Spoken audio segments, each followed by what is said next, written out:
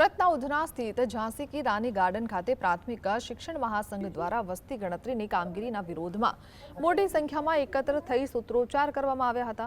શિક્ષકોનો મુખ્ય ઉદ્દેશ્ય વિરોધ ઘર અને શાળાથી 7 થી 21 કિલોમીટર દૂર ફાળવવામાં આવેલા બ્લોક તેમજ મોબાઈલ એપમાં ટેકનિકલ સમસ્યાઓને લઈને છે।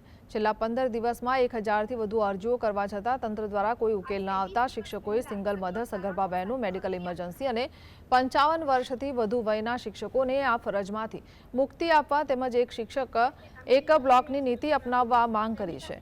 જો આગામી સમયમાં આ પડતર પ્રશ્નોનું નિરાકરણ નહીં આવે તો શિક્ષકોએ વસ્તી ગણતરીની તમામ કામગીરીનો બહિષ્કાર કરવાની ચીમકી ઉચ્ચારી છે। शिक्षकों ब्लॉक की फाळवणी करी है ये खरेखर बिल्कुल बेजवाबदारीपूर्वक कार्य કર્યું એવું સ્પષ્ટપણે જણાઈ રહ્યું છે। એટલા માટે કહી શકીએ છીએ કે શિક્ષકનું રહેઠાણ અથવા તો એની શાળા નોકરીનું સ્થળ એનાથી પણ 8 કિલોમીટર 10 કિલોમીટર 15 અરે અમુકમાં તો 20 22 કિલોમીટર દૂરના એરિયા ફાળવ્યા છે। તો આ બાબત સ્પષ્ટપણે જણાઈ આવે છે કે જે પણ અધિકારીઓએ આ કામગીરી કરી છે તે બિલકુલ બેજવાબદારીપૂર્વક કામ કર્યું હોય એવું સ્પષ્ટપણે અમને જણાય છે।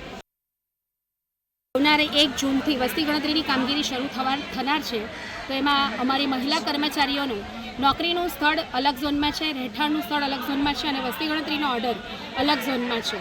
ઘણી મારી મહિલા શિક્ષક બહેનો સગર્ભા છે। 20 દિવસ પહેલાં આ સ્થળ બદલવાની અરજી આપેલ છે। સગર્ભા બહેનો કે કોઈને ગંભીર બીમારી હોય તેઓએ પણ અરજી આપેલી છે, છતાં પણ આજ દિન સુધી જ્યારે કામગીરીના માત્ર હવે 2 દિવસ બાકી રહ્યા છે ત્યારે એનો કોઈ નિકાલ કરવામાં આવ્યો નથી।